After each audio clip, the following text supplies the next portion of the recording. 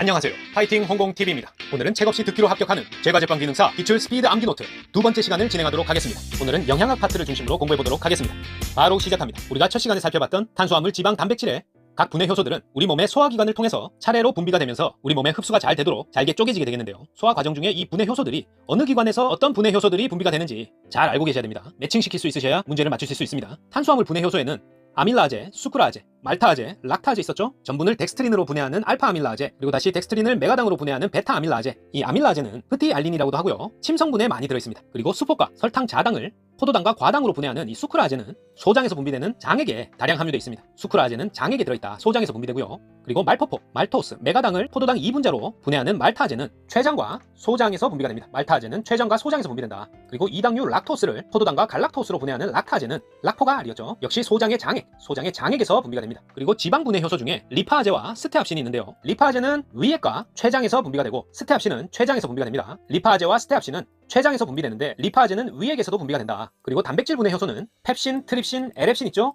각각 우리 몸에 펩신은 위액, 트립신은 췌장, 이자액이라고도 나옵니다. 그리고 에렙신은 소장에서 분비가 됩니다. 장액이라고 하면 소장에서 분비되는 거고 이자액, 췌장액이라고 하면 췌장에서 분비가 되는 겁니다. 펩신은 위액, 트립신은 췌장액, 에렙신은 소장에서 분비가 된다. 그리고 쓸개즙에서 분비가 되는 담즙은 간에서 생성되는데 지방을 유화시키는 기능이 있고 지용성 비타민의 흡수와 비타민 K의 합성을 돕는다. 담즙, 쓸개즙의 역할은 간에서 생성돼서 지방을 유화시키고 지용성 비타민을 흡수시키고 비타민 K의 합성을 하게 한다. 쓸개즙, 담즙의 역할입니다. 사람이 하루에 240kcal를 섭취했을 때 이상적인 탄수화물 섭취량은 탄수화물, 지방, 단백질의 하루 섭취량은 우리 몸의 구성 성분 비율을 보면 됩니다. 탄수화물은 55에서 60% 정도, 단백질은 20에서 25%, 지방은 15에서 20% 정도를 우리 몸에서 차지하고 있기 때문에 이 비율대로 섭취해주는 것이 이상적인데 탄수화물을 물었으니까 50%를 기준으로 하면 1200kcal겠죠? 그런데 섭취량을 물었으니까 이 열량 단위 kcal를 g으로 바꿔줘야겠죠?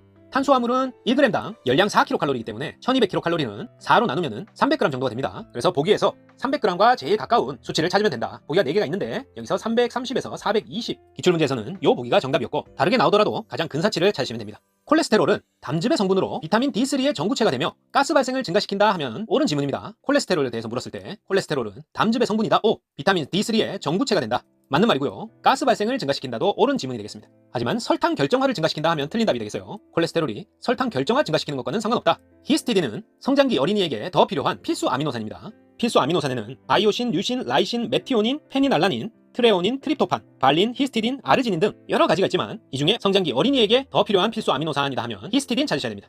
자, 생물가라고 하는 용어가 많이 등장하는데요. 생물가는 우리 몸이 체내로 단백질을 흡수해서 그 흡수량 대비 얼마나 이용을 잘 할 수 있는가 하는 그 비율을 나타냅니다. 생물가는 단백질의 체내 이용 정도를 나타낸다. 계산 문제가 자주 출제되기 때문에 구하는 공식을 꼭 알고 있어야 됩니다. 보유 질소량 나누기 체내로 흡수하는 질소량이다. 거기에다가 곱하기 100을 해주면 퍼센테이지로 생물가가 나옵니다. 자, 우리 몸에 흡수한 질소량 대비해서 배출되고 남아있는 보유하고 있는 체내에 보유하고 있는 보유 질소량이 바로 생물가입니다. 대표적인 음식의 생물가를 보면 우유가 90이고요. 달걀이 87, 돼지고기 79, 소고기 76, 대두 75, 밀가루가 52 정도입니다. 우유가 생물가가 90으로 아주 높다. 이 중에서 가장 높다는 정도 알고 계시고 또 단백질의 영양가 정도를 나타내는 단백가가 있는데요. 단백가가 클수록 영양가가 크다 이렇게 볼 수 있습니다. 그래서 여기서는 달걀이 100입니다. 비타민과 섬유소를 제외하고 거의 모든 영양소를 포함하고 있는 달걀이 100이라고 했을 때 소고기는 83, 우유가 78, 대두 73, 쌀이 72, 밀가루는 47이 되겠습니다. 앞에서 지방의 주요 기능을 한번 살펴봤는데요. 비타민 A, D, E, K의 운반과 흡수, 체온 손실 방지, 비타민 B1이죠. 티아민의 절약, 그리고 또 하나 있었죠. 변비 예방도 있었습니다. 지방은 비타민 A, D, E, K 운반과 흡수, 체온 손실 방지, 비타민 B1, 티아민 절약, 변비 예방의 기능을 했었는데 이 티아민의 하는 역할은 탄수화물, 당질의 대사를 조절합니다. 그래서 에너지 생성을 하는데 관여를 하고 이 티아민이 부족하게 되면 각기병에 걸립니다. 혹은 당질을 분해하지 못해서 체내에 그런 피로 물질이 다량 쌓이게 되는 우리 몸에서 중요한 역할을 하는 수용성 비타민이 비타민 B1, 티아민입니다. 자, 글리세롤 1분자에 지방산과 인산, 콜린이 결합한 지질은 무엇일까요? 바로 레시틴입니다. 레시틴은 글리세롤 1분자에 지방산, 인산, 콜린이 결합한 지질이다. 레시틴, 유지, 이 지방의 기능 중에 크림성의 기능은 식품 제조 시 이 유지의 기능은 여러 가지가 있는데 그 중에 이 크림성이라고 하면 믹싱 작업을 했을 때 기포가 다량 생성되면서 이 유지가 공기를 포집하여서 크림화되고 부피가 좋게 된다. 그게 바로 크림성입니다. 하지만 산패 방지와 관련 없고 밀어 펴지는 성질을 부여한다 아니고요. 제품을 부드럽게 한다도 아닙니다. 유지의 기능들을 살펴보면 크림성은 공기 포집과 관련 있고 가소성은 성형을 하기 좋게 만든다. 모양을 잡기 좋다. 그리고 기름을 첨가하면, 유지를 첨가하면 안정성이 좋아져서 산패가 억제된다. 안정성이고요. 그리고 보습 및 유화 기능을 한다. 잘 섞이는 유화 기능을 하는 유지의 기능이 유화성입니다. 그리고 아까 제품을 부드럽게 하거나 바삭하게 한다. 이건 쇼트닝성이에요. 유지의 기능에는 크림성, 가소성, 안정성, 유화성, 쇼트닝성이 있는데 그 중에 크림성은 공기를 포집하여 부피를 좋게 한다는 겁니다. 다음 현상과 그와 관련된 물질을 바르게 연결한 것은 초콜릿 보관 방법이 적절치 않아 공기 중 수분이 표면에 부착해서 증발한 뒤 어떤 물질이 결정 형태로 남아서 흰색이 나타났다. 자, 뭐였죠? 이 어떤 물질이 설탕이었죠? 슈가블룸입니다. 4번 슈가블룸이고, 습기가 많은데 초콜릿을 보관했을 때 설탕이 녹았다가 다시 마르면서 표면에 설탕 결정이 나타나서 허옇게 보이는 현상, 슈가블룸이죠. 사진으로도 보시면 자, 왼쪽이 슈가블룸, 오른쪽이 팻블룸입니다. 슈가블룸은 설탕에 결정하죠. 반면에 팻블룸은 보관 중에 온도가 높아져서 카카오 버터가 녹아서 지방이 결정화돼서 하얗게 꽃이 핀 것처럼 되는 그런 현상이 팻블룸입니다. 베이킹 파우더의 산 반응 물질, 에이시드 리액팅 머티리얼은 알루미늄 물질과 주석산과 주석산염, 인산과 인삼염은 모두 산성입니다. 하지만 중탄산과 중탄산염은 염기성입니다. 그래서 다음 중 산반응 물질이 아닌 것은 하면 알루미늄 물질, 주석산과 주석산염, 인산과 인삼염은 모두 베이킹 파우더의 산반응 물질이지만 중탄산과 중탄산염은 염기성이다. 알주인이죠, 알주인. 베이킹 파우더의 산반응 물질은 알주인이다. 전분에 글루코아밀라제가 작용하면 어떻게 변화하는가? 자, 가수분해 되는데 전분에 알파아밀라제가 작용했다 덱스트린으로 바뀌고 베타아밀라제를 거쳐서 메가당으로 바뀌죠. 그런데 글루코아밀라제는 글루코스, 포도당이죠. 이름 그대로 전분을 포도당으로 가수분해하는 아밀라제가 글루코아밀라제입니다. 글루코스가 포도당이니까 전분에 글루코아밀라제가 작용하면 포도당으로 가수분해됩니다. 전분에 글루코아밀라제가 작용하면 포도당으로 가수분해된다. 물의 기능에는 효소의 활성을 제공하고 반죽 농도를 조절하는 기능이 있습니다. 그리고 소금 등의 재료를 분산시킨다. 모두 물의 기능 맞습니다. 하지만 유화작용하지 않습니다. 물이 유화작용하지 않는다. 에멀전, 물과 기름을 잘 섞이도록 하는 것은 대표적으로 글리세린 같은 물질이죠. 글리세린 같은 용매는 유화작용을 하지만 물의 기능 중에 유화작용한다 없습니다. 그런 기능. 자, 우유 중에 제품의 껍질색을 개선시킨다.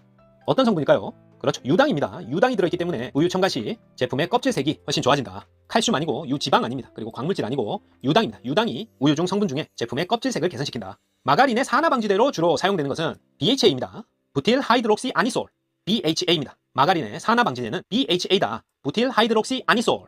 소다 1.5%를 사용하는 배합 비율에서 팽창제를 베이킹 파우더로 대체하고자 할 때 사용량은 3배로 늘려야 됩니다. 그래서 4.5%다. 소다를 베이킹 파우더로 대체하려고 한다. 3배로 늘려야 되기 때문에 3을 곱해주면 됩니다. 소다 1.5%다. 베이킹 파우더 4.5%로 사용해야 됩니다. 잎을 건조시켜서 만드는 향신료는, 자, 오레가노는 잎을 건조시켜서 만드는 향신료입니다. 사진에서 보듯이 이렇게 생긴 허브 식물이 오레가노인데요. 자, 여기 나온 계피는 껍질이죠. 이렇게 껍질을 쓰고, 그 다음에 우리말로 육두구라고 하는 넘맥은 프라그란스, 행운목의 씨앗입니다. 그림에서 보듯이 이런 행운목의 씨앗, 프라그란스에 씨앗을 갈아서 아주 고급 향신료로 쓰이고, 또 이 씨앗 바깥에 둘러싸고 있는 껍질 부분이 메이스입니다. 이 주황색 껍질이 메이스고, 이 껍질을 벗겨내고 이 씨앗을 갈아낸 것이 넘맥이 되겠습니다. 하지만 잎을 건조시켜서 만든 향신료는 오레가노입니다. 잎을 건조시키니까 이거 오레가노! 오레가노입니다. 비터 초콜릿 원액 속에 포함된 코코아 버터의 함량은 한번 했었죠? 8분의 3입니다. 비터 초콜릿 원액 속에 포함된 코코아 버터 함량은 8분의 3이다. 빵 발효와 관련된 효소로 마지막에 포도당을 분해하는 효소는 찌마제죠? 찌마제. 빵 발효에 관련된 효소로 포도당을 분해하는 효소는 찌마제다.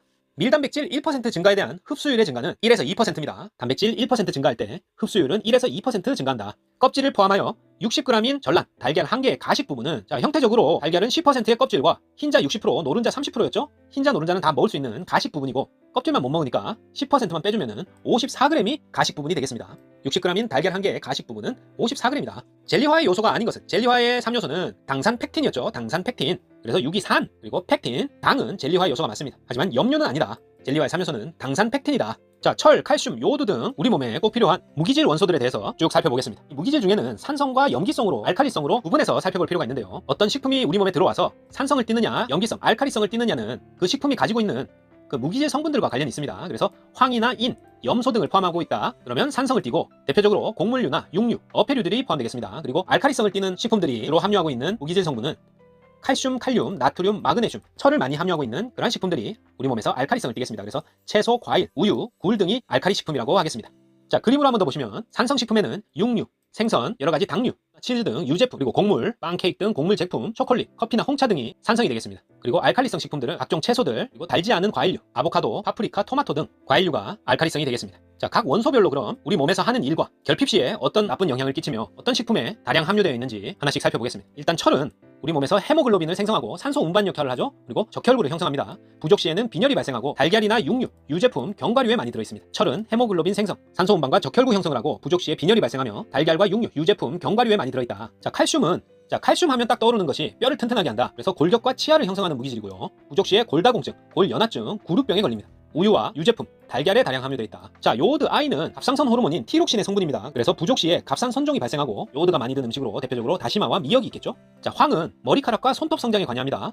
황은 머리카락과 손톱 성장에 관여하고 달걀, 육류, 우유, 채소 등에 많이 함유되어 있다. 그리고 나트륨은 체액의 삼투압과 수분 조절을 한다. 과잉 시에는 동맥경화가 발생하고 소금, 우유, 육류에 많이 들어있습니다. 나트륨, 체액의 삼투압을 조절하고 수분을 조절한다. 과잉 시에 동맥경화 올 수 있고 소금과 우유, 육류에 많이 들어있다. 나트륨입니다. 계속해서 이는 골격과 세포의 구성 요소입니다. 콩과 난황, 어패류에 많이 들어있다. 이는 골격과 세포의 구성 요소고 콩, 나낭, 어패류에 많이 들어있다. 마그네슘은 근육의 수축이완, 신경 전달 물질, 체액의 알칼리를 유지하는 기능을 하고 부족 시에 경련이 일어나고 떨림이 일어납니다. 곡류와 채소, 견과류에 많이 들어있는 마그네슘. 자, 염소 CL은 위액의 주성분이고 부족 시에 소화불량이나 식욕부진이 온다. 소금, 우유, 달걀, 육류에 많이 들어있다. 염소입니다. 위액의 주성분. 부족 시에 소화불량과 식욕부진 나타나고 소금, 우유, 달걀, 육류에 많이 들어있다. 자, 아연은 인슐린 합성과 자극 활성화를 합니다. 부족 시에는 당뇨병과 알츠하이머, 치매와 연관이 있고 간, 굴, 청어, 달걀, 치즈 속에 많이 함유되어 있는 것이 아연입니다. 인슐린 합성과 자극 활성화에 관여하고 부족 시에 당뇨병과 알츠하이머에 걸릴 수 있다. 간, 굴, 청어, 달걀, 치즈 등에 많이 들어있는 아연입니다.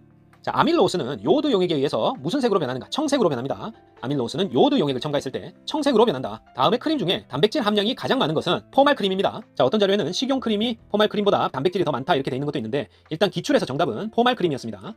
그리고 지방 함량이 가장 많은 것은 고지방 포말크림이 가장 많고 그 다음이 포말크림, 저지방 포말크림, 식용크림 순이 되겠습니다. 하지만 단백질 함량이 가장 많은 것은 포말크림이다.